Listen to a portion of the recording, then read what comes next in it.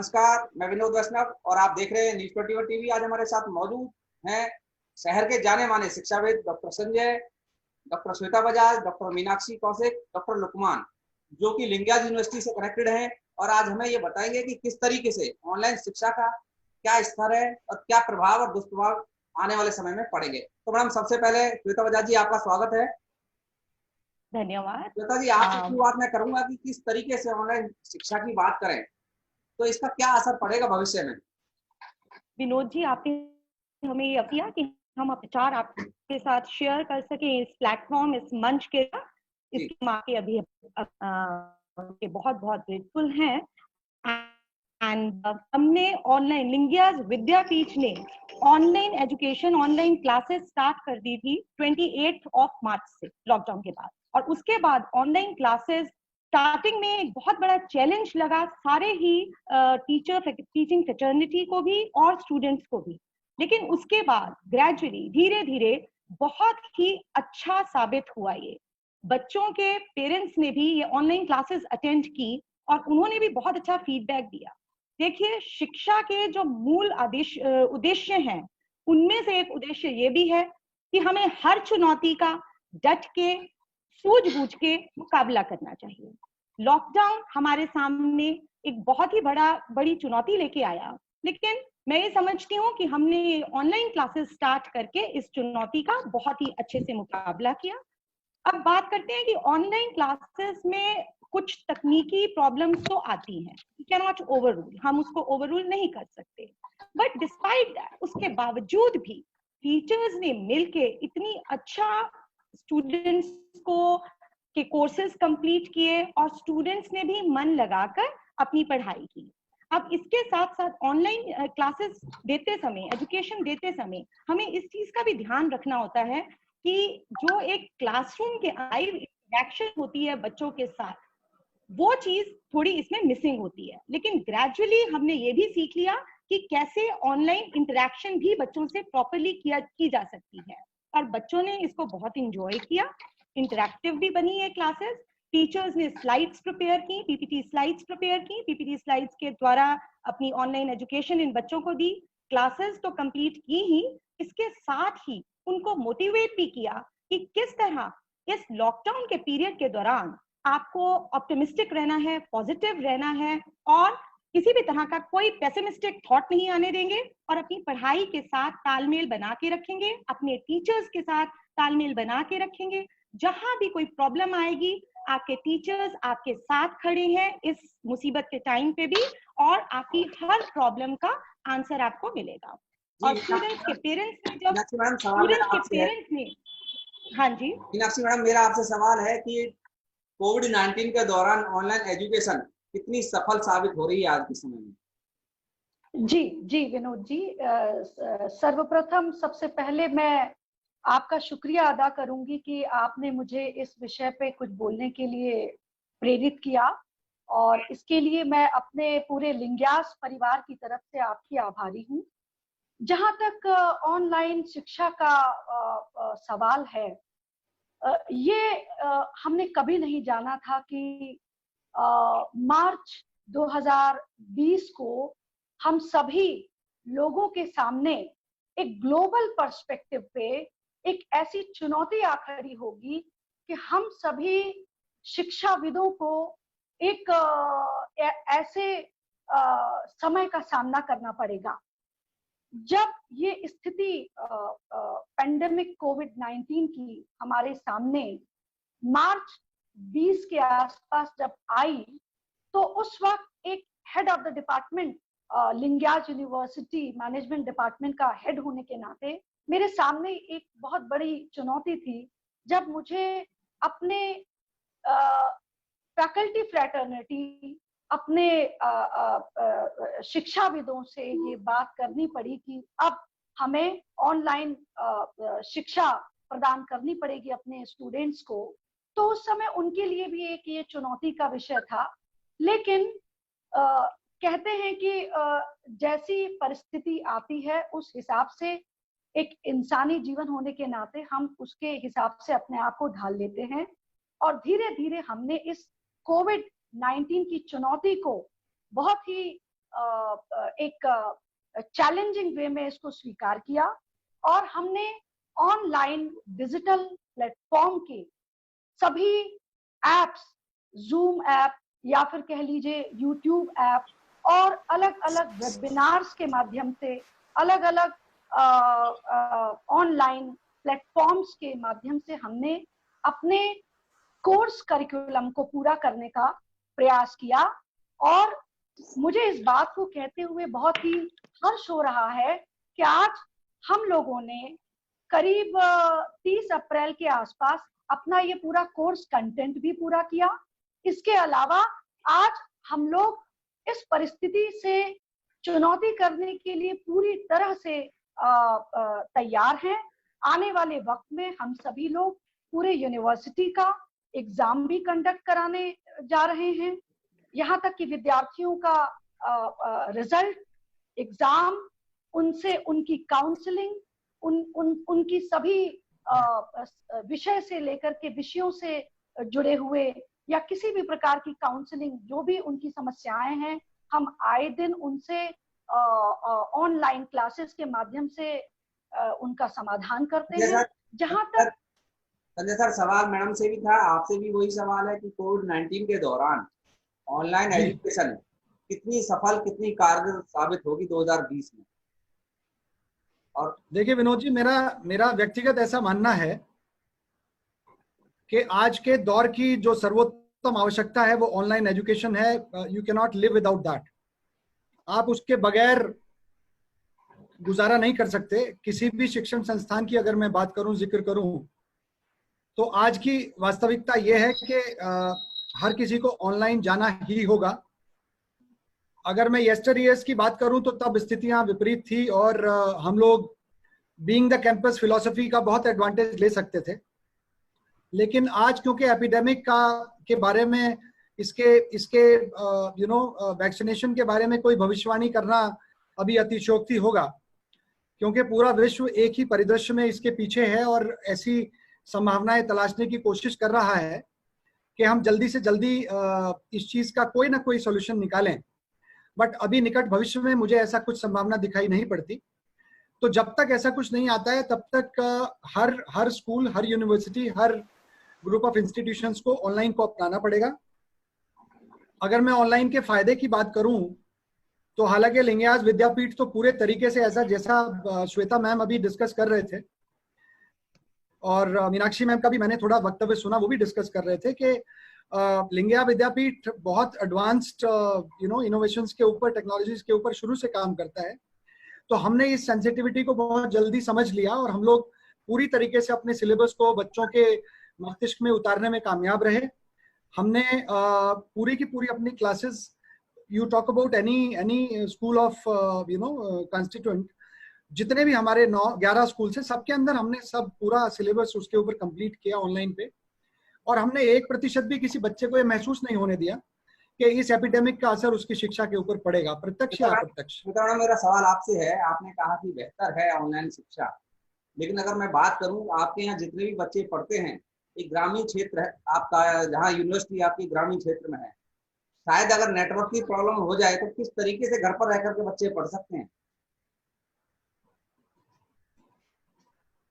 श्वेता सुन पाए आप? श्वेता मैडम सुन पाए आप? हाँ, या मैं आपको इसका आंसर देती हूँ सर जी। हमारे पास जितने भी स्टूडेंट्स थे, मैं स्कूल ऑफ लॉ की हेड ऑफ डिपार्टमेंट हूँ सर। मेरे पास LLM के बच्चे, इवन PhD की काउंसलिंग के लिए बच्चे हैं, रिसर्च स्कॉलर्स हैं, LLB है, BBLLB है।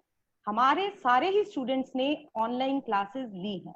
कहीं किसी को कोई इंटरनेट से रिलेटेड कभी 1-2 दिन कनेक्टिविटी की प्रॉब्लम आ जाए तो दैट इज समथिंग सेपरेट, उसको हम नजरअंदाज कर देते हैं। वो क्लास ओवर होने के बाद, जैसे अभी जूम का सेशन हमारा चल रहा है, इस दौरान किसी बच्चे का इंटरनेट चला गया, ऐसी कोई प्रॉब्लम आ गई, तो वो व्हाट्सएप कॉल करके टीचर से अपनी क्लैरिफिकेशंस ले लेता है। इसके साथ विनोद जी, मैं आपको एक और बात बताऊंगी। हमारी ये टेक्नोलॉजी इतनी एडवांस हो गई है और लिंगयाज यूनिवर्सिटी ने पूरी टेक्नोलॉजी का बहुत अच्छे से इस्तेमाल किया, टीचर्स को भी एनलाइटन किया है और स्टूडेंट्स को भी एनलाइटन किया है। एक गूगल क्लासरूम हमने बनाई है, सारी क्लासेस हमारी गूगल क्लासरूम के तहत कंडक्ट होती हैं, जिसमें कि हम अपना मटेरियल अपलोड कर देते हैं, स्टडी मटेरियल, चाहे वो PPTs हो, चाहे वो स्टडी मटेरियल हो, पास वो सारा मटेरियल अवेलेबल है। अब या हैंगआउट मोड जो है, या तो वो हैंगआउट है या हम जूम क्लासेस के थ्रू ले रहे थे। अब बाय चांस किसी स्टूडेंट का हैंगआउट सेशन मिस हो गया इंटरनेट कनेक्टिविटी प्रॉब्लम की वजह से, या जूम सेशन वो अटेंड नहीं कर सका, तो बाद में या तो वो व्हाट्सएप कॉल करके क्लैरिफिकेशन ले ले, और जो नोट्स हैं वो गूगल क्लासरूम में स्टोर्ड होते हैं, वो अपने नोट्स वहां से डाउनलोड करके उन्हें पढ़ सकता है। इसी तरह अपने असाइनमेंट्स भी गूगल क्लासरूम में। हमारे साथ लुकमान सर जुड़ गए हैं। लुकमान सर से भी एक सवाल है।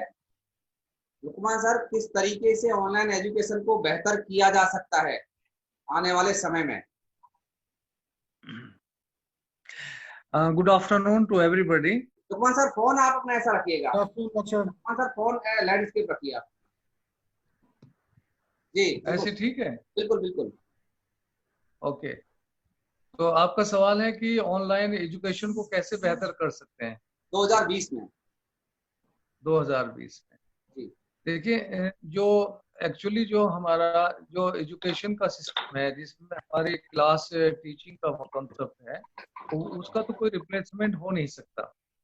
तो because the teacher when it is on the board और the we can say the blackboard, so the eye contact is very important. Hindi में बात करिएगा। मैं अच्छा जी। जब हमारा टीचर जो है सामने ब्लैक बोर्ड पे होता है, तो जो स्टूडेंट सामने होते हैं, तो उसका जो आई कांटेक्ट होता है वो बेटर होता है। उसमें एक्सप्रेशन के साथ जब टीचर पढ़ाता है तो वो ज्यादा बेहतर होता है, उसमें ज्यादा कन्विंसिंग होता है, और स्टूडेंट को जो क्वेरीज होती है वो इमीडिएट होती है, और इमीडिएट क्वेरीज में कॉन्सेप्ट भी क्लियर होते हैं, तो उसका तो कोई बदल नहीं हो सकता। लेकिन अंडर सर्कमस्टांसेस, जैसे अब ये लॉकडाउन सिस्टम हुआ, या और कोई मजबूरी है, या कोई टीचर बाय चांस बीमार है और उसको क्लास भी लेनी है, तो in that case this is the alternate method, और जो बहुत ही अच्छा है, जिससे कि हम जो है अपने स्टूडेंट्स का मिनिमाइज कर सकते हैं। जो लॉसेस है that can be minimise maximum to the level की, जिससे कि हमारे स्टूडेंट्स का कोई नुकसान ना हो, और उनको जो भी उनकी क्वारीज हैं, जो भी तरीका है पढ़ाने का, वो बेटर से बेटर हो सके। ये उसका रिप्लेसमेंट तो नहीं हो सकता क्लासरूम टीचिंग का, बट इवन देन ऐसे वक्त में जो इस वक्त जो हमारे हालात हैं उसके हिसाब से हम इसको जो है सेकेंडरी स्टेज दे सकते हैं, और इसी के साथ साथ हम जो बच्चों का जो नुकसान उसकी भरपाई कर सकते हैं। और कुल मिला के ये सक्षम है और बेटर है, और इसमें जो है हमारा जो सिस्टम है एजुकेशन का वो और बेहतर कर सकते हैं और इम्प्रूवमेंट हो सकता है। संजय फिलहाल सर, तो बहुत अच्छा है। लुकमान सर धन्यवाद बहुत बहुत। संजय सर, सवाल आपसे है, ऑनलाइन एजुकेशन के दुष्प्रभाव क्या पड़ेंगे? आपसे सवाल सिर्फ इतना है कि ऑनलाइन एजुकेशन के क्या दुष्प्रभाव पड़ेंगे छात्रों पर? देखिए, मैं आपके सवाल को विनोद जी थोड़ा सा वृहद रूप में लेना चाहता हूँ। जी। एक तो इसके जो मेजर फायदे हैं, फायदे हम नहीं, एक कंसेप्ट बताइए सर, सिर्फ एक नुकसान बताइए आप। सिर्फ एक पॉइंट, मैं आपका एक पॉइंट लूंगा। श्वेता मैडम बताएंगी।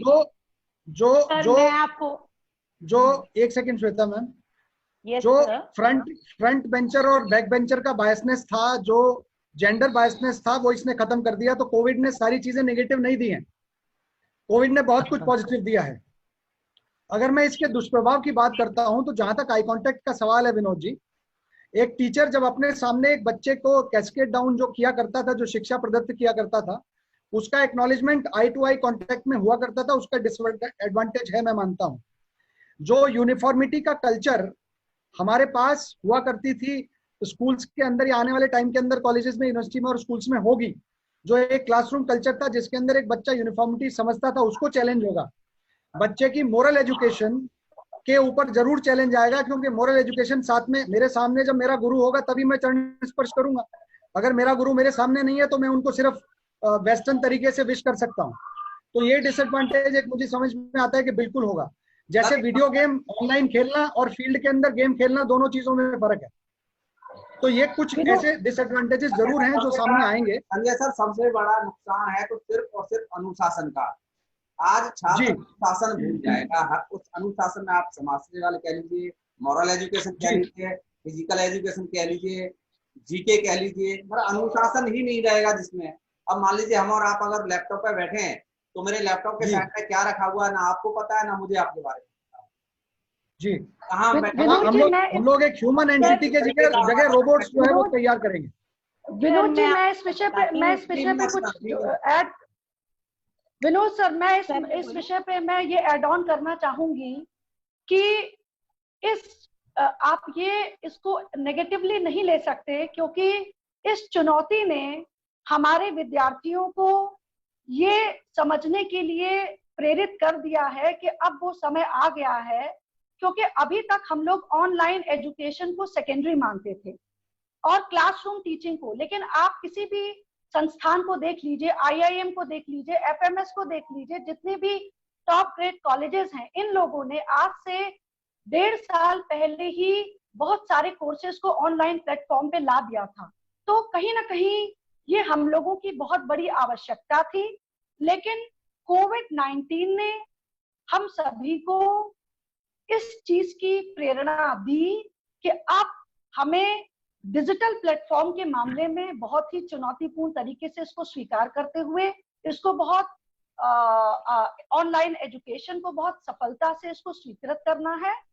और इससे बड़ी बात, मीनाक्षी मैडम, मेरा सवाल आपसे, मीनाक्षी मैडम सुनिए, मीनाक्षी मैडम मेरा सवाल आपसे ये है कि जो हम बात करते हैं 5G और 3G और 4G नेट की, आज हमारे और आप दिल्ली NCR में रहते तो इसलिए हमें अच्छा नेटवर्क मिल जाता है, अच्छा इंफ्रास्ट्रक्चर मिल जाता है। अगर हम छत्तीसगढ़ की बात करें, उत्तर प्रदेश के कुछ गाँव की बात करें, मध्य प्रदेश, राजस्थान की बात करें, जहाँ पर मोबाइल फोन के सिग्नल भी ढंग से नहीं पहुंच पाते, वहां पर ऑनलाइन एजुकेशन कैसे हो पाएगी? हम कॉमन बात करेंगे पूरे भारतवर्ष की। जी, इस देश में कोई दो राय नहीं है कि अभी भी हमारे इसके बाद में आपसे बात, इसमें कोई दो राय नहीं है कि हमारे यहाँ के कुछ रिमोट एरियाज ऐसे हैं जहां पर कि अभी इंटरनेट की सुविधा इतनी विकसित नहीं है। लेकिन अगर ये स्थिति, ये हालात बहुत लंबे समय तक जारी रहे तो इस मामले में सेंट्रल गवर्नमेंट और स्टेट गवर्नमेंट, यहाँ तक कि HRD मिनिस्ट्री, AICTE, जितने भी ये जो अथॉरिटीज हैं, ये सब इस मामले में बिल्कुल बहुत ही पूर्ण रूप से इस विषय के बारे में रिसर्च कर रहे हैं कि कैसे इस समस्या का समाधान किया जाए ताकि ज्यादा से ज्यादा विद्यार्थियों तक हम कुछ कहना चाहूंगा, है ना, पहुंच सकें। जी लुकमान सर। मीनाक्षी जी, विनोद जी, मैं यहाँ पर कुछ कहना चाहूंगा आपको। आप ही के जो सवाल है उसी से रिलेटेड मैं बात कर रहा हूँ। हमारा, जैसे आपने जिक्र किया, भारत जो है हमारा, तो उसमें 70% से ज्यादा जो भारत का जो भूमि, जो भौगोलिक जो कंडीशंस है, उसके हिसाब से हमारे पास जो है उतनी सुविधाएं नहीं है। दूसरी बात ये, हमको ये भी मान लेना चाहिए कि जहाँ वाईफाई का जो कॉन्सेप्ट है वो भी अधूरा है, और हम लोग गांव से जुड़े हुए लोग हैं। मैं गांव में रहता हूँ इस वक्त, मैं आपसे मजबूरी में बात कर रहा हूँ, जबकि मैं हाई क्लास से सोसाइटी में आता हूँ, मैं हाई इनकम ग्रुप का आदमी हूँ, हर तरह से मैं बढ़िया हूँ। मेरे पीछे आप किताबें भी देख रहे हैं, आप देख रहे हैं, मेरा छोटा स्टडी है, मैं गाँव में रहता हूँ।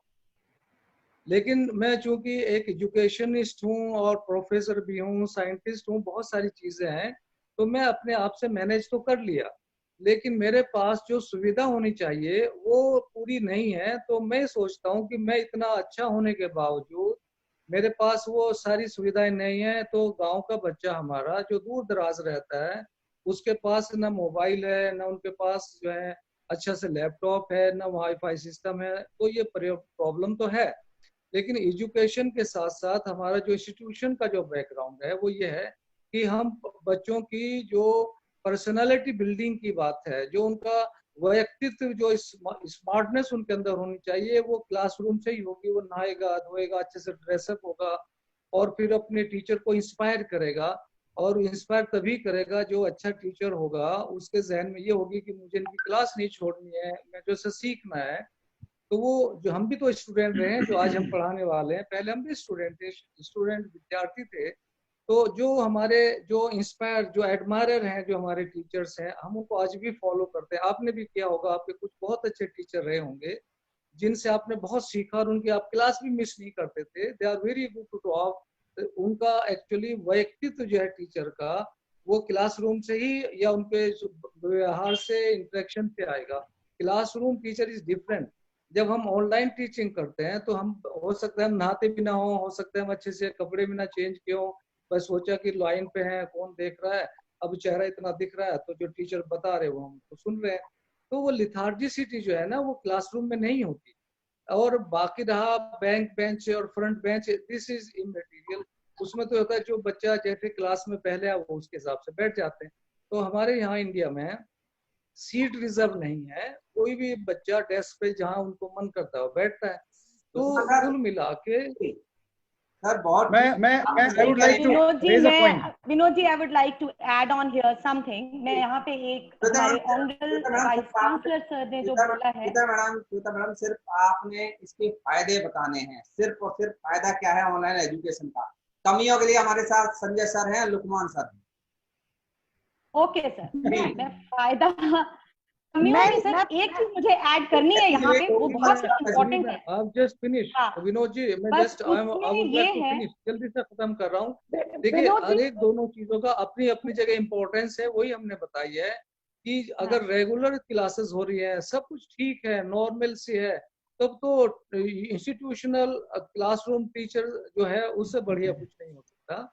लेकिन ऐसे मामलात में इमरजेंसी में जैसे हालात अब हो गए हैं, उसके लिए स्टूडेंट्स का मिनिमम से मिनिमम लॉसेस हो उसको कवर अप किया जाए, तो उसके लिए online teaching is the best, है ना। But that can not be replaced by the classroom teaching. बाकी तो देखिए ऐसा है कि ठीक कहा सर। अगर हमारी गवर्नमेंट ने जो पहले से और आज भी है कुछ इस तरह का मामला रहा कि एजुकेशन, हेल्थ एंड हाइजीन पे जो हमारा फोकस ज्यादा होना चाहिए, अनफॉर्चुनेटली मुझे लगता है, इन माय पर्सनल ओपिनियन, उतना नहीं है।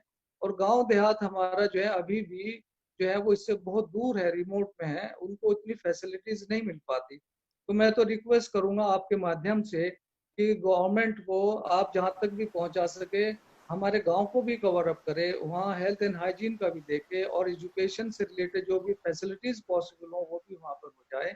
तो हम श्वेता मैम का पॉइंट भी ले लीजिएगा। श्वेता मैडम आप बताएं प्लीज। हाँ सर, मैं ये कह रही हूँ, वाइस चांसलर सर ने बिल्कुल ही दुरुस्त ये बात कही, और इनकी बात को एंडोर्स करते हुए थोड़ा सा और मैं इसको विस्तार से बोल रही हूँ कि अक्सर हमारी यूनिवर्सिटीज खुली होती हैं, एजुकेशन सिर्फ पढ़ाई कराना नहीं है। एजुकेशन का मतलब है स्टूडेंट का एक होलिस्टिक डेवलपमेंट करना, उनका संपूर्ण विकास करना। तो संपूर्ण विकास तो कैंपस में आके क्लासेस प्रैक्टिकली ऑफलाइन लेके ही हो सकता है। यूनिवर्सिटी में जब बच्चे अपने पीर ग्रुप के साथ मिलते हैं, अपने साथियों के साथ, सहयोगियों के साथ जब इंटरैक्ट करते हैं, वार्तालाप करते हैं, अपने अध्यापकों के साथ जब वार्तालाप करते हैं, जब यूनिवर्सिटी में डिफरेंट कल्चरल एक्टिविटीज पार्टिसिपेट करते हैं, तो उनका एक बहुत ही अच्छा विकास होता है। और हमारी लिंग्याज विद्यापीठ स्पेशली इस चीज का बहुत ही ध्यान रखती है कि स्टूडेंट्स की होलिस्टिक डेवलपमेंट हो, संपूर्ण विकास हो, क्योंकि काफी पढ़ाई कभी पूर्ण नहीं होती जब तक कि बच्चों की, विद्यार्थियों की संपूर्ण विकास ना हो, जब तक उनका संपूर्ण विकास ना हो।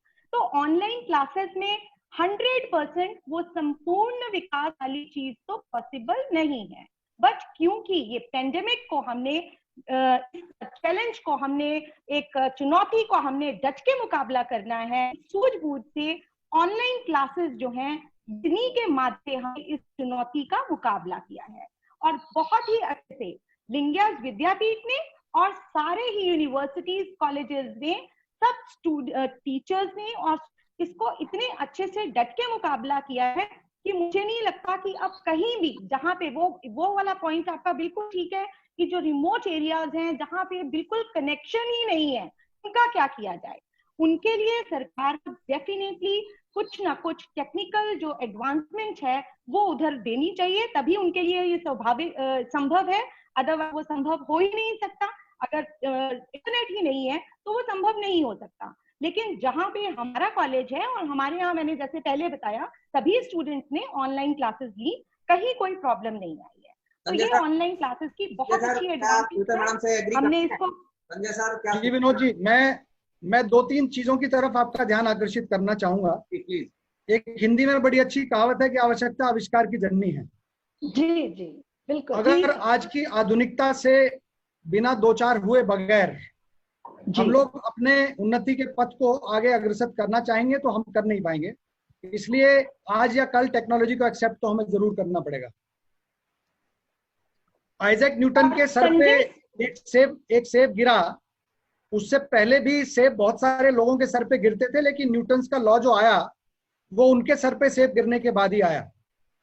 तो आधुनिकता बहुत आवश्यक है, एडवांसमेंट जरूरी है। आप हर बच्चे तक जो आपकी इंफ्रास्ट्रक्चर है, स्कूल कॉलेजेस यूनिवर्सिटीज है, हमारे जैसे देश में जिसकी अर्थव्यवस्था बहुत संचित है, आप बहुत जल्दी नहीं पहुंचा सकते, लेकिन आप टेक्नोलॉजी को वहां तक पहुंचाने में मुझे लगता है कि आपको कम पेंस लेने पड़ेंगे। और टेक्नोलॉजी अगर समयानुसार गांवों तक पहुंच गई तो हम गांव को आत्मनिर्भर नॉट ओनली शिक्षा के क्षेत्र में बट व्यवसाय के क्षेत्र में भी बना पाएंगे, ऐसा मेरा मानना है। अगर एक और मैं आपको पॉइंट बताऊं, जहां तक आपने बात की कि रिमोट के अंदर पॉसिबिलिटीज नहीं है, लिंगयाज विद्यापीठ पिछले 2 महीने से शाम को 3 बजे से 4 बजे तक एक ई काउंसलिंग का फ्री ऑफ कॉस्ट सेशन रखता है विनोद जी। उस ई काउंसलिंग में भारत के 12 स्टेट्स के बच्चे पार्टिसिपेट करते हैं, और उन स्टेट्स में से मैं उन चुनिंदा स्टेट्स के नाम आपके सामने इंगित करना चाहूंगा जिन स्टेट का आपने जिक्र किया।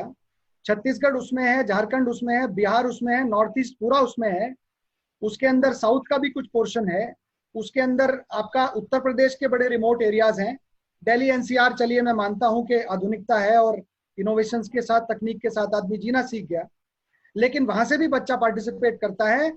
और लिंगयाज विद्यापीठ के उस ई काउंसलिंग के सेशन में, जिसका एकमात्र जो उद्देश्य है वो हर बच्चे को काउंसलिंग करना है, उसको दिशा बताना है, उस बच्चे को क्या कोर्स कैसे कहाँ ज्वाइन करना चाहिए, आज की शैक्षिक प्रणाली क्या है, क्यों इंस्टीट्यूशंस अच्छे होते हैं, क्यों इंस्टीट्यूशंस एक दर्जे ऊंचे दर्जे के होते हैं, वो सारी चीजें हम लोग करते हैं, बच्चा पार्टिसिपेट करता है। मैं आपके इस पॉइंट से बिल्कुल एग्री करता हूं कि कुछ जगह बहुत ज्यादा रिमोट के अंदर प्रॉब्लम्स आएंगी, लेकिन इन प्रॉब्लम्स को काउंटरफेस करके, इनको काउंटर करके हम लोग आगे बढ़ सकते हैं। अगर हम ये सोचेंगे कि ड्यू टू दीज प्रॉब्लम्स हम लोग सिर्फ और सिर्फ कन्वेंशनल मेथोडोलॉजी के साथ ही शिक्षा प्रदत्त करें, तो मुझे लगता है आने वाले समय पे संभव नहीं होगा।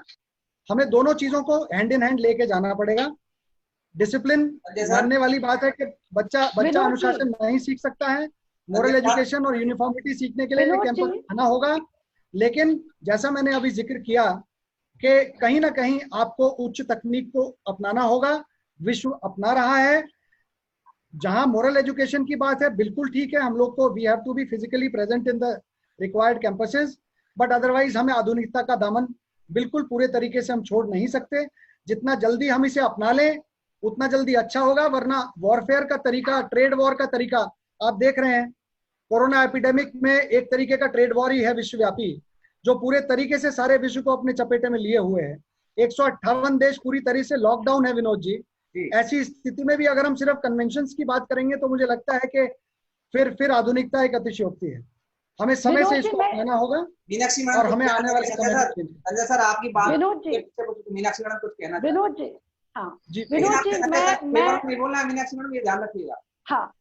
हाँ विनोद जी, मैं संजय जी के विचारों से पूर्ण रूप से सहमत हूँ, क्योंकि जिस तरह के हालात और परिस्थितियां हैं और जिस प्रकार के प्रोग्राम्स को हम लोग रन कर रहे हैं, उन प्रोग्राम्स को आगे प्रमोट करने के लिए हमें न सिर्फ बच्चों के को ही डेवलप करने की जरूरत है, बल्कि हमें भी अपनी मानसिकता को विशाल बनाते हुए इस समाज की जितनी भी चुनौतियां हैं, चाहे वो डिजिटल डिसरप्शन हो, चाहे वो टेक्नोलॉजी हो, चाहे वो और जहां तक अभी आपने ये कहा कि मेरे कुछ कलीग्स ने ये कहा कि क्लासरूम सेशन में भी हम जो है विद्यार्थियों से फेस टू फेस इंटरेक्शन करते हैं, ऐसा नहीं है, क्लासरूम में भी करते हैं।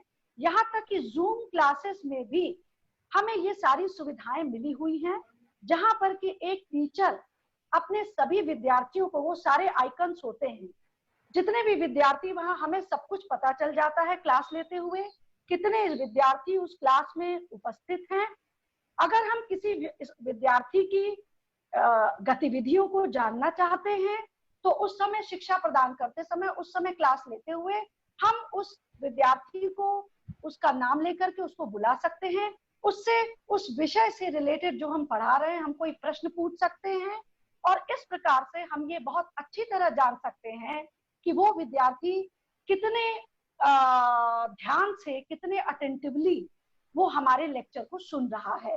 और इसके अलावा विनोद जी मैं एक चीज और भी कहना चाहूंगी कि समय के साथ साथ हमें अपने को जो है एडजस्ट और एडेप्टेबल बनाना चाहिए।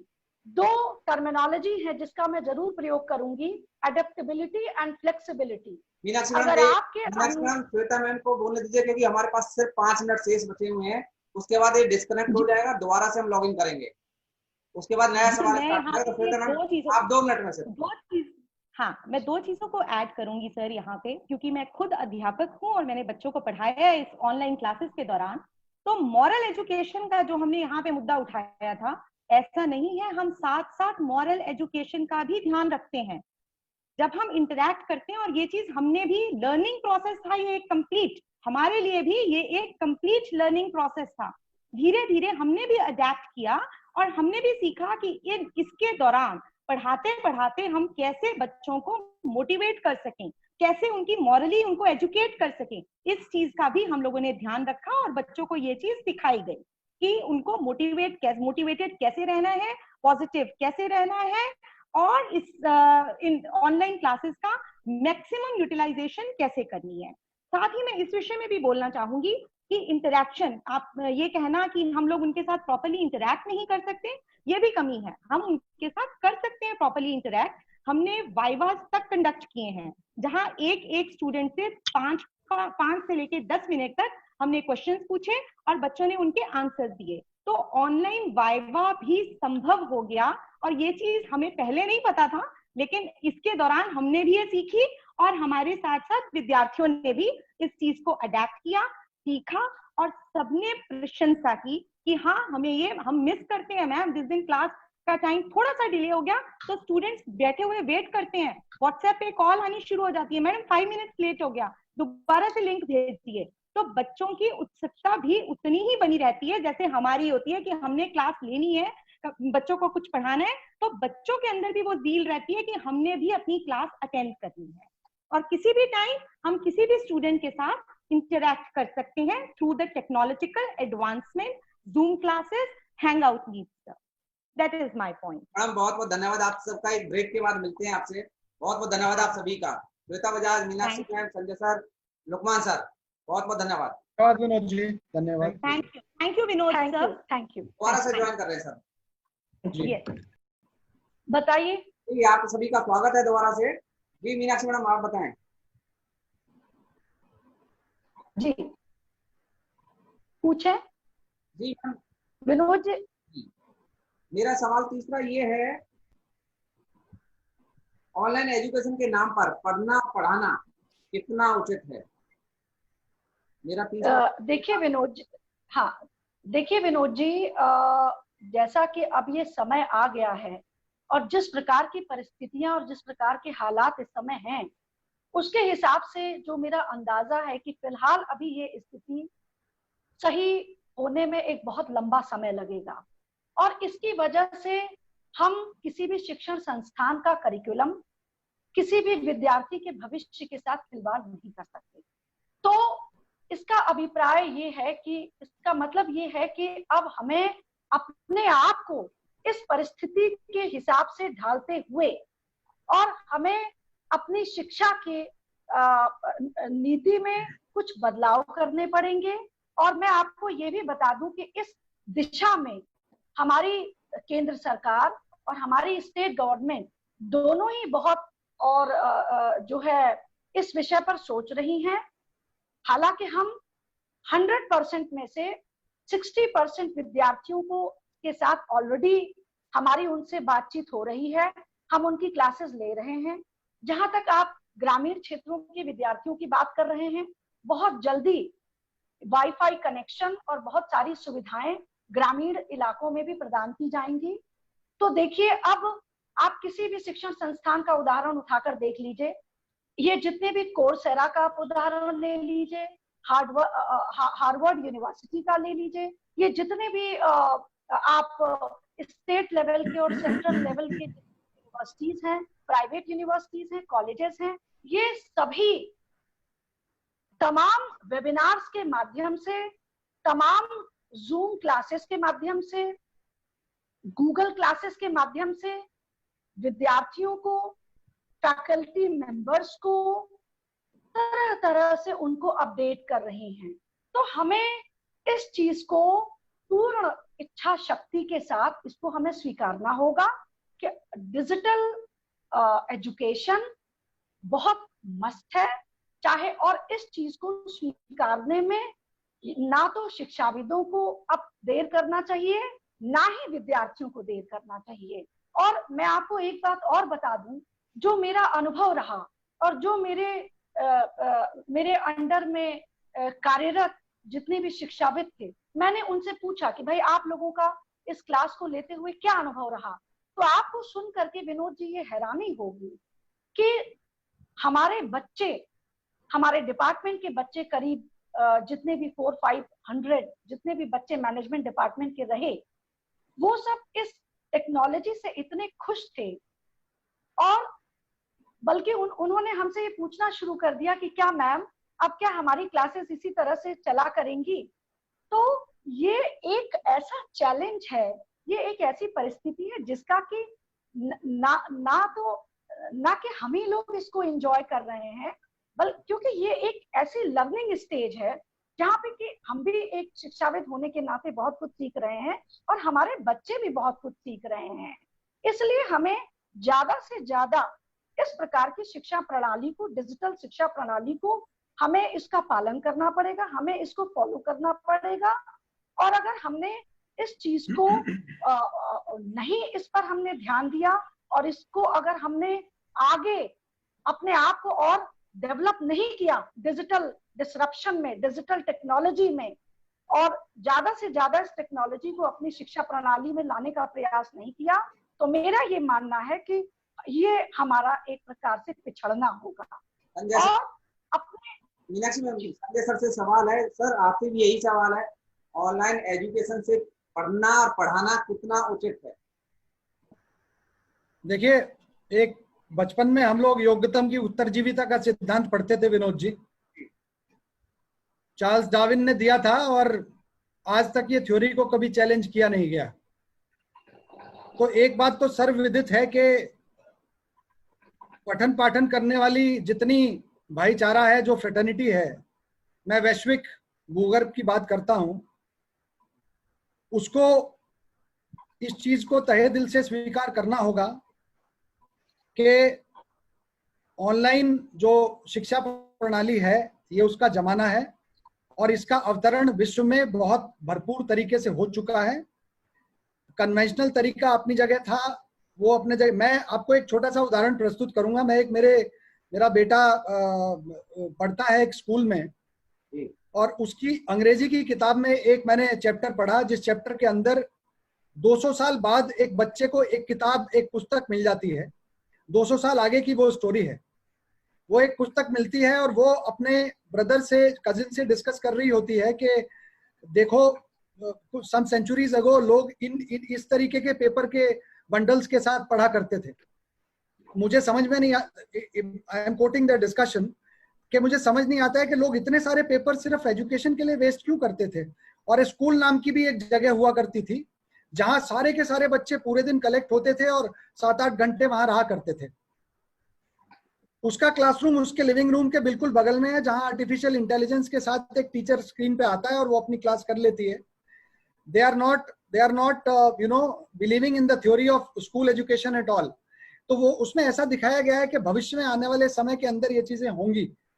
और उन्होंने फिजिकली अपने टीचर को कभी देखा नहीं, स्कूल के कभी प्रेयर्स वगैरह कभी कुछ किए नहीं। तो मैं कन्वेंशनल एजुकेशन से, जो हमारी ट्रेडिशनल एजुकेशन है, उसकी महत्ता का दरकिनार नहीं करता हूं, लेकिन मैं इस बात को बिल्कुल आधुनिक तौर पे और आधुनिक मस्तिष्क के साथ में स्वीकार करता हूं कि आने वाला समय ऑनलाइन एजुकेशन के प्रादुर्भाव का समय है। विश्व के अंदर चाहे कोई संचित अर्थव्यवस्था का देश हो या कोई ज्यादा जनसंख्या का देश हो या कोई देश ऐसा हो जहां जनसंख्या की डेंसिटी बहुत कम है, न्यूजीलैंड स्विट्जरलैंड जैसे देश हो, हर किसी देश को पूरे तरीके से इस विचारधारा को अपनाना होगा, क्योंकि ये विचारधारा ट्रेडिशनल तरीके के मुकाबले ज्यादा घरों तक, ज्यादा हाउसहोल्ड तक शिक्षा को पहुंचा सकती है। हर आदमी इसके अंदर एडवांटेज ले सकता है। और ये बात सच है कि हमने जितने अपने टीचर्स के साथ आज तक बातें की, होशियार बच्चा सदा अगली सीट के ऊपर ही बैठता हुआ आया। आप मेरी बात से बिल्कुल बिल्कुल सुविचार रखेंगे कि पीछे बैठने वाले बच्चे ने ना तो कभी क्लास को टॉप किया, और हम ये सुनते चले आए कि होशियार बच्चा आगे आ जाओ, बाकी बच्चा पीछे चला जाओ। हमारे बच्चे आजकल प्राइवेट स्कूल्स में बड़ी मोटी फीस दे के पढ़ते हैं, वहां पे रोस्टर सिस्टम है कि आज ये आगे बैठा तो कल कोई और बैठ जाएगा। बट क्या ऑनलाइन एजुकेशन के अंदर आप ये निर्धारित कर सकते हैं कि कौन बच्चा आगे बैठा और कौन पीछे बैठा हुआ है? हर बच्चे को समान अधिकार मिलता है। ना कोई बिटिया कोई किसी तरीके की टीजिंग की शिकार होती है, ना कोई कुछ होता है। मैं मानता हूं, मैं इस बात का धुर समर्थक हूं कि एक बच्चे को फिजिकल जो आउटिंग है उसका महत्व अलग है, ऑनलाइन का अलग है। परंतु आज की तारीख में अभी छोटा सा कोविड आपके सामने है, कुछ और वायरसेस आज से 100 साल पहले बहुत भयंकर थे। अब आने वाले युद्ध का परिदृश्य, आने वाले ट्रेड वॉर्स का परिदृश्य चेंज होगा, बदलेगा। इसलिए समय आने से पहले, अंग्रेजी में कहावत है, make hay while the sun shine. आप छतरी पहले तैयार कर लें, बरसात का इंतजार ना करें कि बरसात आएगी। अगर आपने पहले अपने आप को ऑनलाइन तरीके से रोबस्ट बना दिया तो मुझे लगता है किसी भी परिस्थिति से आप आंख में आंख डाल के सामना कर सकेंगे, और आपकी शिक्षा किसी भी तरीके से, जैसा हमने लिंगयाज विद्यापीठ के अंदर इस बात को सिद्ध किया और बार बार किया कि आप किसी भी तरीके के एपिडेमिक आपके बच्चे की शिक्षा को किसी तरीके से दरकिनार नहीं कर पाएगा। हर बच्चे को भरपूर शिक्षा मिलेगी, जेन्युइन शिक्षा मिलेगी। हाँ, पूरे के पूरे समय तक एपिडेमिक नहीं होगा। हम लोग कन्वेंशनल को भी अपनाएंगे, अपनाते रहे हैं, लेकिन निश्चित तौर पे आधुनिकता का हाथ में हाथ डाल के चलना आज के विश्व की मजबूरी है। और निश्चित तौर पे ये आवश्यकता हमें सबको ज्यादा इंटीग्रेट कर सकती है, ज्यादा तेजी से आगे बढ़ा सकती है। सवाल आपसे है, आप यस सर, ये बहुत अच्छा है, लेकिन अगर हम आपको यूनिवर्सिटी में पढ़ाते हैं तो बच्चे मैच्योर होते हैं। अगर हम बात करें यौन शिक्षा की, कुछ पाठ्यक्रम होता है 9वीं 10वीं 11वीं 12वीं में, यौन शिक्षा आवाज नहीं आ रही, एक मिनट आप दोबारा बोलिए, और नहीं है। हाँ जी, मेरी आवाज सुन पा रहे हैं आप?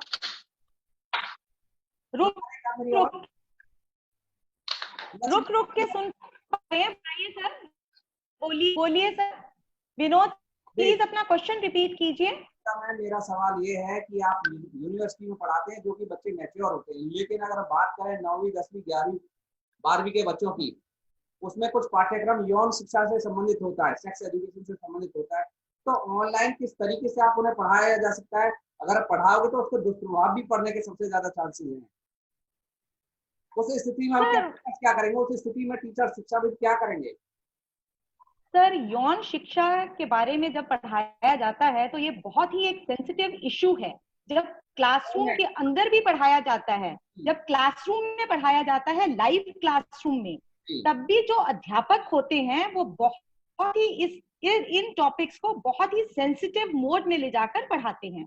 और मैं ये समझती हूँ कि धीरे धीरे हमारे अध्यापक, ऑनलाइन एजुकेशन तो अभी आ रही है, ज्यादा डेवलप तो अभी हो रही है, तो हमारे जो टीचर्स हैं वो भी अपने इंटेलेक्ट से इसके मोड्स डेवलप करेंगे कि इस एजुकेशन को उतने ही सेंसिटिव तरीके से पढ़ाया जाए जितना कि ऑफलाइन पढ़ाया जाता था। और ऐसा इंटरेक्शन नहीं हो पाती, इस चीज को तो भूल, प्रैक्टिकली पढ़ाया है क्लास इन ऑनलाइन क्लासेस के दौरान। और हमने ये फील किया है, रियलाइज किया है स्टेप बाय स्टेप कि अगर टीचर चाहे, सूझबूझ से काम ले, तो टेक्नोलॉजी हमारी इतनी एडवांस है कि हम स्टूडेंट्स के साथ ऐसे ही इंटरैक्ट कर सकते हैं जैसे क्लासरूम में भी करते हैं। बट इन सब के होते हुए भी जो हमारी मेन बात है सर, वो यही रहेगी, एंड इट इज अनडिस्प्यूटेबल, चाहे संजय सर हो, हमारा सर या मेरे कलीग्स हो, सब यही कहेंगे कि पहली प्राइमरी जो हमारे एजुकेशन का हमेशा कैंपस एजुकेशन ही रहेगी। There is no substitute.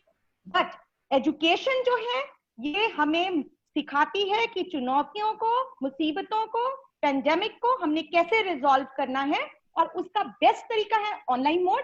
तो ऑनलाइन मोड सेकेंडरी ही रहेगा, क्योंकि प्राइमरी मोड ऑफलाइन यानी कि कैंपस में जाके स्टूडेंट्स जब अपने पेयर ग्रुप के साथ मिलते हैं, जब अपने टीचर्स के साथ लाइव इंटरेक्शन करते हैं, जब यूनिवर्सिटी में हर डिपार्टमेंट के स्टूडेंट्स के साथ इंटरेक्ट करते हैं या उसकी कल्चरल एक्टिविटीज में पार्टिसिपेट करते हैं, तभी उनके अंदर ये एक सूझबूझ आती है कि जीवन में, अपने प्रोफेशनल लाइफ में, आगे अपने फ्यूचर में आपने प्रैक्टिकल प्रॉब्लम्स जो आती हैं उनको कैसे उनका समाधान करना है।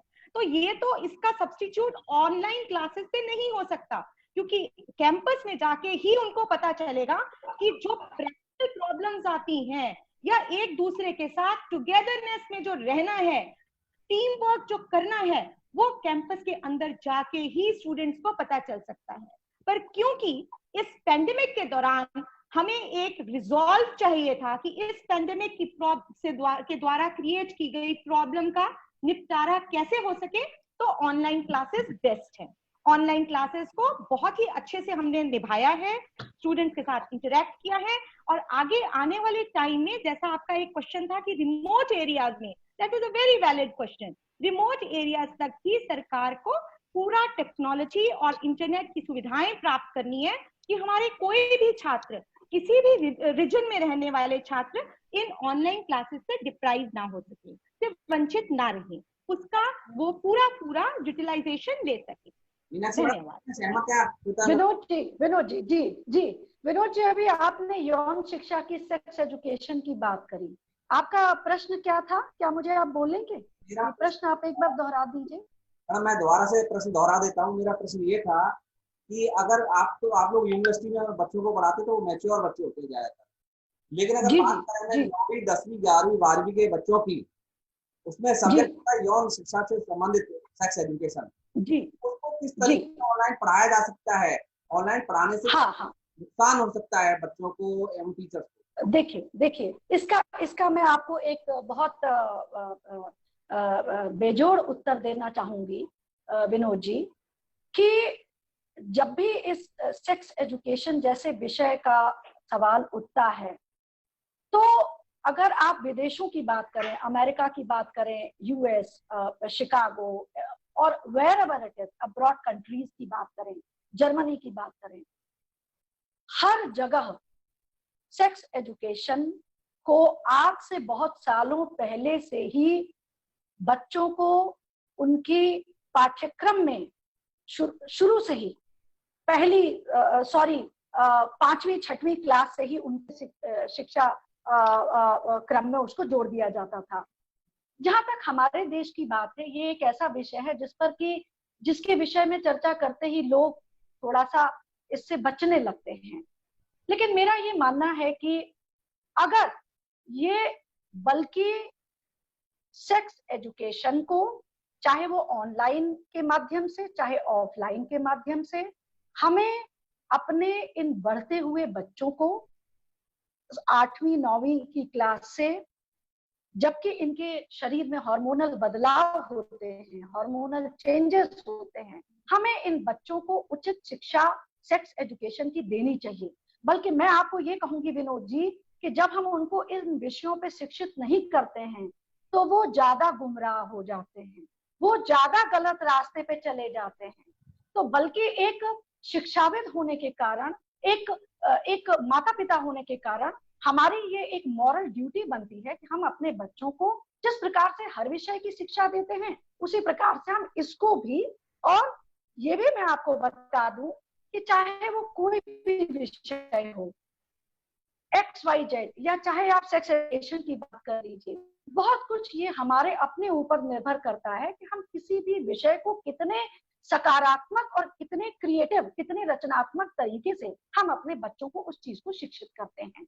लेकिन ये मैं आपको बता दूं कि चाहे आप ऑनलाइन शिक्षा की बात करें, चाहे आप ऑफलाइन शिक्षा की बात करें, एक समय के बाद हमें अपने बच्चों को इस विषय पर शिक्षित करना चाहिए, और जरूर करना चाहिए। बल्कि मैं ये कहूंगी कि बिना इस विषय के बारे में शिक्षा न देने से हमारे समाज में बच्चे ज्यादा गुमराह होते हैं, बल्कि शिक्षा देने से उनके अंदर एक मॉरल रिस्पॉन्सिबिलिटी आती है, उनको उनकी एक सूझ डेवलप होती है और उन्हें सही और गलत का ज्ञान ज्यादा अच्छी तरह से हो पाता है। संजय सर कुछ कहना चाहेंगे? मैं किस टॉपिक के ऊपर कहूँ आप बताइए, बिल्कुल कहना चाहूंगा। टॉपिक यही है हमारा, क्योंकि लास्ट सवाल है हमारा, 9वीं 10वीं 11वीं और 12वीं के बच्चों को यौन शिक्षा ऑनलाइन किस तरीके से दी जा सकती है, अगर दी जा रही है तो कितना नुकसान और फायदा हो सकता है दोनों टीचर्स को, छात्रों को? देखिए, मैं एक शिक्षाविद होने के साथ साथ एक पिता भी हूँ। जी सर। दोनों लिंगों के बच्चे मेरे ऑफस्प्रिंग्स हैं जी। और हार्मोनल ट्रांसफॉर्मेशन किसी भी ह्यूमन बॉडी के अंदर 46 क्रोमोसोम्स हैं, हम सब जानते हैं। 23 जोड़ा में से 22 जोड़ा ऑटोसोम्स हैं और 1 जोड़ा सेक्स क्रोमोसोम है। या तो हमें इस पद्धति को अपनाना होगा कि 9वीं 10वीं 11वीं से हम लोग सेक्स एजुकेशन को इंट्रोड्यूस करें तो कॉम्प्लेक्सिटीज घटेंगी। अगर शिक्षित युवा होगा, शिक्षित बच्चा होगा तो कॉम्प्लेक्सिटीज को निश्चित तौर पर कम करेगा, क्योंकि जिन चीजों के प्रति आप उसको असंतुष्ट या हाइबरनेटेड रखते हैं उन चीजों के प्रति बच्चा ज्यादा जागरूक होने की कोशिश करता है। आप पर्दा डालिए, पर्दे के पीछे क्या है वो इस चीज को एक्सप्लोर करने का भरसक प्रयत्न करेगा। सर आज अगर आप स्कूल एजुकेशन, एक पॉइंट और विनोद जी बोलूंगा, अगर आप आज स्कूल एजुकेशन के ऊपर अपने सेक्स एजुकेशन को इंट्रोड्यूस ना करके अपने आप को एक अचीवर मानते हैं तो आप अपने इंटरनेट की सर्फिंग का डेटा उठा लीजिए और उस डेटा के अंदर देखिए कि जो चीज आप वहां दरकिनार करते हैं उन चीजों को जानने के प्रति कितना जिज्ञासु वो बच्चा है, और उसकी हिस्ट्री आपको बता देगी कि वो इन चीजों को जानना चाहता है। मैं जिसे अपराध बिल्कुल नहीं मानता, मैं ये मानता हूं कि हर बच्चे को इस चीज का ज्ञान हो कि लैंगिक विचारधारा क्या है, जेनेटिक्स थ्योरी क्या है, रिप्रोडक्शन थ्योरी क्या है, जिससे वो बच्चा, मैं आपको एक छोटा सा उदाहरण देता हूं। मैं 80% विश्व का 80% भूखंड घूम चुका हूं पर्सनली। यूरोप के अंदर कुछ ऐसे कंट्रीज हैं जिन कंट्रीज ने 18 साल से उम्र को घटा के शादी करने की उम्र को 16 साल कर दिया गया है, और कुछ कंट्रीज कोशिश कर रहे हैं कि उसको और घटा के 14 वर्ष कर दिया जाए। और आपको जान के ताज्जुब होगा कि जितने cases of rapes and XYZ वहां हैं उसकी संख्या में इसके देखते हुए संख्या घट गई है। बिल्कुल। तो it is a part of life. Sex कोई ऑकवर्ड नई चीज है, सेक्स को जानना चाहिए। ये एक थ्योरी ऑफ रिप्रोडक्शन है जिससे दुनिया चलती है। हाँ, उसके अंदर हमारे सिद्धांत कभी मर ना जाएं, इस बात का विशेष ध्यान हमें रखना चाहिए, क्योंकि उस चीज के अंदर हर रिश्ता, हर रिलेशन आता है जिसका सम्मान है और जिसको सदा सर्वोपरि रखना चाहिए। तो मुझे लगता है ऑनलाइन एजुकेशन या offline education, sex education should be mandatory for every citizen of this country and otherwise. Sir मैंने आप ही की तरह डिबेट लिया था, मैंने कुछ समय पहले, जिसमें टॉप प्रिंसिपल और चेयरमैन आए, तो उन्होंने बताया कि कुछ बाहर की कंट्रियों में टीनेज जो बच्चे होते हैं, 18 साल के बच्चे हैं, सबसे ज्यादा प्रेग्नेंट वही बच्चे हुए। तो यौन शिक्षा की जो आप बात कर रहे हैं कि वहाँ दी जानी चाहिए, तो उससे नुकसान भी जो है, हमारे हिंदुस्तान में पहले कहाँ शिक्षाएं दी जाती थी, लेकिन घर परिवार समाज चलता था। जी संजय मैम, आप कुछ कहना चाह रही हैं? ये मेरा सवाल समझ लीजिए, जवाब समझ लीजिए। मैं इस विषय सर मैं एक बताती हूँ इसमें बात। हाँ जी सर, ये देखिए, अच्छा श्वेता मैम बोल रही है क्या? जी बोलिए Sanjay sir, I will speak then. मेरा विनोद जी, मेरा ये धन्यवाद मैम, मेरा ये मानना है कि वसुदैव कुटुंबकम की जो थ्योरी है वो तार्किक सिद्धांतों के ऊपर आधारित है। It is not just something which is written in the books. ये सिर्फ किताबों में लिखी गई चीज नहीं है। मैं जैसे हंसता हूं, अमेरिका भी उसी तरीके से हंसता होगा। अगर मेरा 73% किसान गांव में रहता है, अमेरिका में उसको कंट्री साइड बोल देते हैं, मेरे यहाँ उसको गांव बोल देते हैं। तो विश्व के अंदर कुछ ऐसी चीजें हैं, हंसना हुआ, रोना हुआ, खुशी हुई, गम हुआ, प्रादुर्भाव हुआ, नहीं हुआ, सक्सेस हुआ, फेलियर हुआ, सेंटिमेंट की कोई भाषा नहीं होती। वो अंग्रेजी अच्छा बोल सकता है तो मेरा बच्चा शायद हिंदी अच्छा बोल सकता है। अगर उसके बच्चे को मैं यहाँ IT के अंदर मेरा बच्चा अच्छा कर सकता है, उसका बच्चा अच्छा नहीं करता है। So we are proud of our country.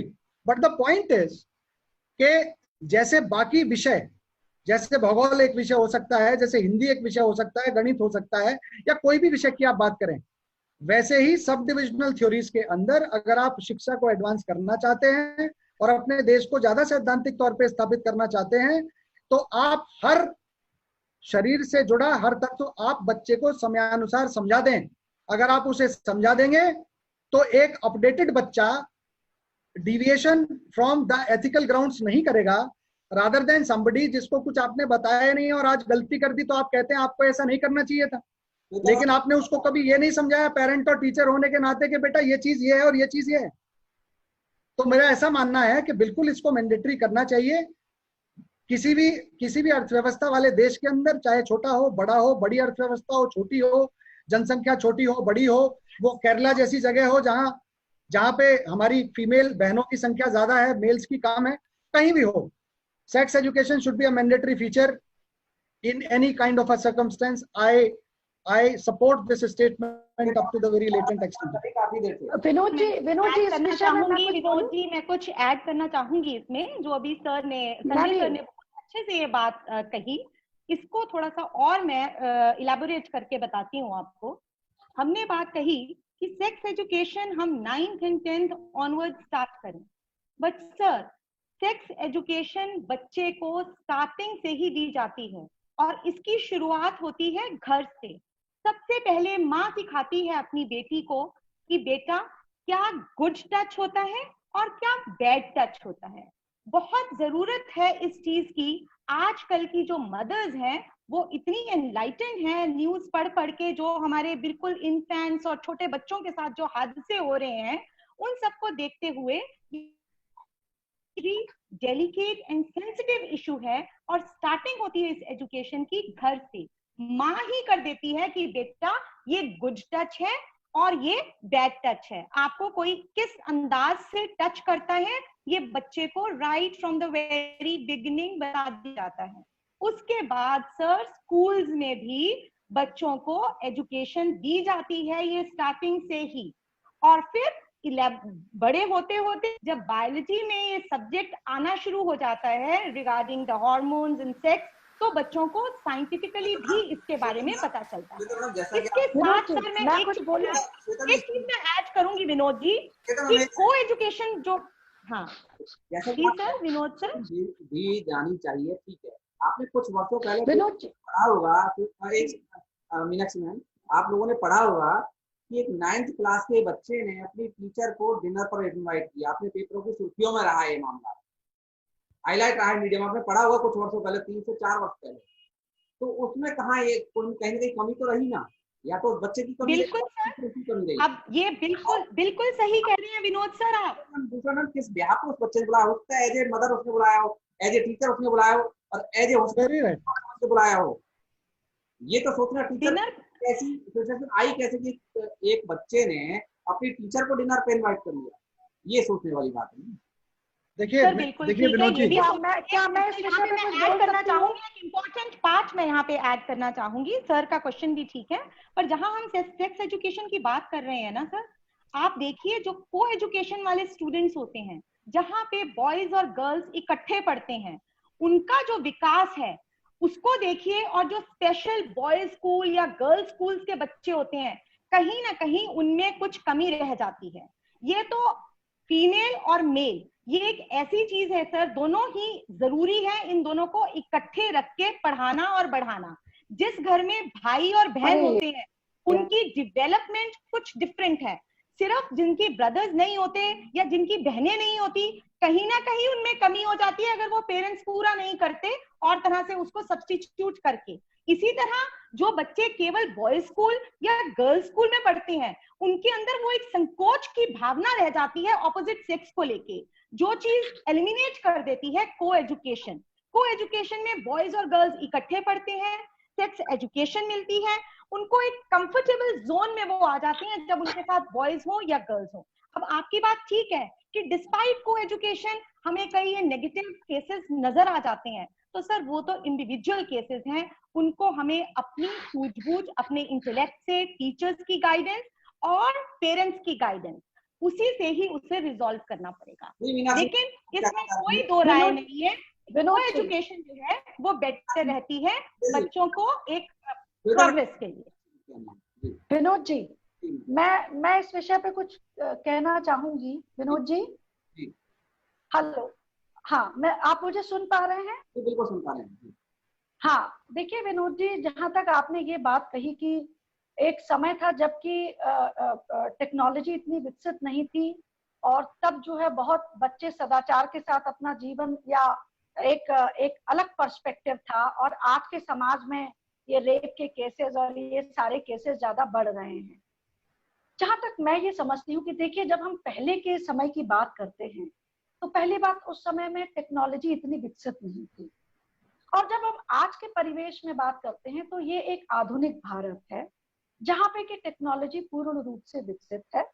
उस जमाने की अगर हम बात करें तो ना तो नेटवर्क की सुविधा थी, ना बच्चे इतना इंटरनेट और ये मोबाइल के यूजर्स थे। तो आज का समाज और पिछला समाज बहुत बदल चुका है। अब प्रश्न आता है कि एक बच्चा एक टीचर को डिनर के लिए लाता है, या जो भी एक अनएथिकल एक्टिविटीज की जो आप बातें कर रहे हैं। देखिए, यहाँ पे मैं एक बात आपको बहुत साफ सुथरे तरीके से कहूंगी कि अभी आपने थोड़ी देर पहले ये कहा कि बच्चों के लिए सेक्स एजुकेशन आवश्यक है कि नहीं। बिल्कुल, डेफिनेटली सेक्स एजुकेशन बहुत आवश्यक है।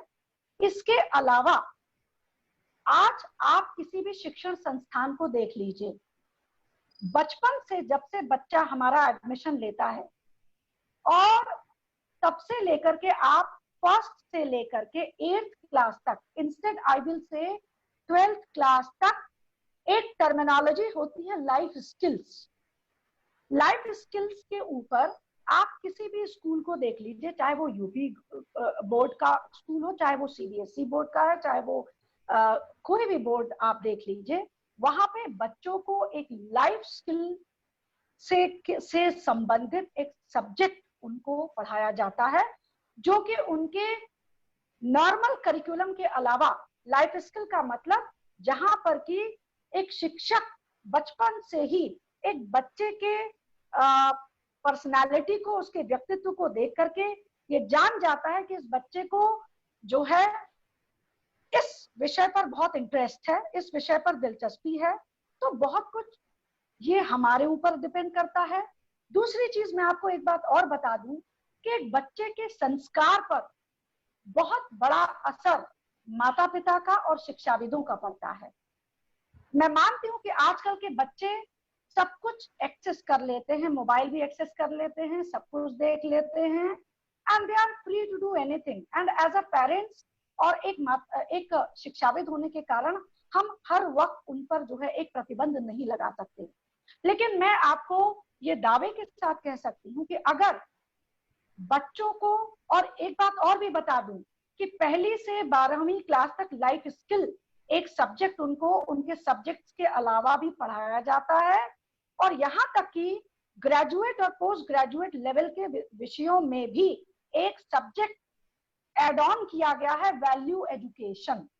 तो ये आप नहीं कह सकते हैं कि बचपन से लेकर के और आज जितनी भी शिक्षा, चाहे ग्रेजुएशन ले लीजिए, चाहे आप पोस्ट ग्रेजुएशन ले लीजिए, हर वर्ग के विद्यार्थियों को जो है बाकायदा उन्हें ये शिक्षा प्रदान की जाती है, उन्हें वैल्यूज की शिक्षा प्रदान की जाती है, उन्हें मॉरलिटी सिखाई जाती है, उन्हें ये सिखाया जाता है कि समाज में क्या गलत है, क्या सही है।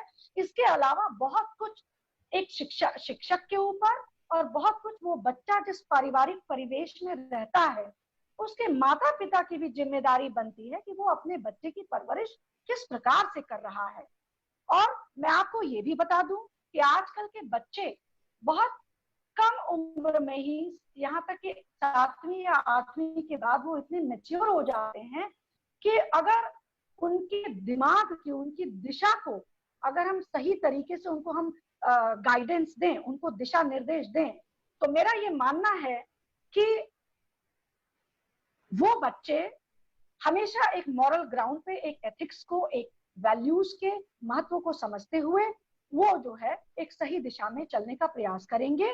और इसमें एक बच्चे की परवरिश में, एक बच्चे के आप ग्रूमिंग में माता पिता, शिक्षा और समाज, हमारे पास कम है, हर कोई हमारे पास कम है। मैं अंत में मेरे एक सवाल है, ऑनलाइन एजुकेशन को सुधार करने में सबसे बड़ा योगदान शिक्षक का होगा, सरकार का होगा, या माता पिता का होगा, अभिभावक का होगा?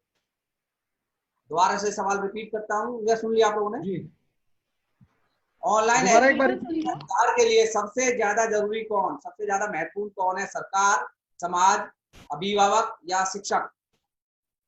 सर इसमें हम ये कहेंगे, क्योंकि टाइम नहीं है बिल्कुल, एक एक लाइन में सभी जवाब दे दीजिएगा।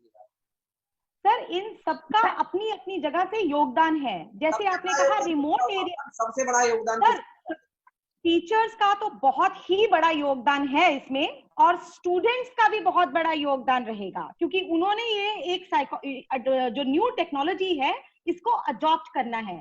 सरकार का रोल है कि ये टेक्नोलॉजी सब तक, रिमोट एरिया तक भी पहुंचाई जाए, क्योंकि जब तक टेक्नोलॉजी नहीं होगी, इंटरनेट नहीं होगा, तो हो क्या सकता है। लेकिन इसमें देखिए मुझे लगता है सबका योगदान इसमें महत्वपूर्ण है विनोद जी। अगर आप रथ को घोड़े और पहिए दोनों में से एक चीज के साथ चलाना चाहेंगे तो चैरियट चल नहीं पाएगा। तो मुझे लगता है कि शिक्षक का, सरकार का, छात्र का, छात्राओं का, इनका सबका बराबर योगदान होगा। लेकिन हमें इस पद्धति को स्वीकार करने की तरफ अपना जो मानसिक जो इंक्लिनेशन है उसको पॉजिटिव रखना चाहिए। ट्रेडिशनल चीजें अपनी जगह बिल्कुल ठीक है, उसको कभी छोड़ना नहीं चाहिए। ऐसे टेक्नोलॉजिकल आर्टिफिशियल साइंटिस्ट का कोई मतलब नहीं है जो अपने माता पिता गुरु का आदर ना कर सके। तो जो आपकी नैतिक शिक्षा है वो अपनी जगह जरूरी है, लेकिन इस नई पद्धति तो समय नहीं है। मीनाक्षी मैडम आप एक मिनट हमें अपनाना चाहिए। सर मेरा भी यही मानना है कि इसमें कोई एक व्यक्तिगत ग्रुप जो है इसमें योगदान प्रदान नहीं कर सकता, बल्कि इसमें जितना योगदान माता पिता का है, जितना योगदान उतना ही योगदान शिक्षक का भी है। और इस सारी डिजिटल एजुकेशन को बढ़ाने में सरकार सबसे बड़ा योगदान प्रदान कर रही है। तो मेरा ये मानना है कि ये एक सामूहिक तरीके से सबका जो है बराबर का, और माता पिता की भी उतनी ही नैतिक जिम्मेदारी बनती है कि वो अपने बच्चों को इस चीज को जानने के लिए प्रमोट करें, ज्यादा से ज्यादा उनको जो है संलग्न करें, और हम सभी एक प्रकार से इस चीज को, डिजिटल एजुकेशन को, ऑनलाइन एजुकेशन को आगे बढ़ाने में बराबर का रोल अदा करें। लिंगायत विद्यापीठ के सभी शिक्षाविद का बहुत बहुत धन्यवाद है हमारे साथ जुड़ने के लिए। श्वेता मैम है, संजय सर हैं, मीनाक्षी हैं, और शायद लुकमान सर भी हैं, वो अभी शायद दूसरे सेशन में। बाकी आपका बहुत बहुत धन्यवाद। आप मेरा नंबर भी सेव कर सकते हैं, और दोबारा कभी डिबेट में अगर आने का मौका मिले आप सभी को मेरे साथ जुड़ने का, या कभी कोई ऐसा सेशन रखना चाहें आप भी आमंत्रित करें दोबारा से। बहुत बहुत धन्यवाद आप। बहुत बहुत धन्यवाद हमारी तरफ से। विनोद जी आपका बहुत बहुत धन्यवाद। को शायद मुझे लगता है कि छात्रों को बहुत कुछ सीखने को मिलेगा इस सेशन से आपके। बहुत बहुत धन्यवाद। ऐसी उम्मीद करते हैं हम सभी। बहुत शुक्रिया, हम आपके आभारी हैं।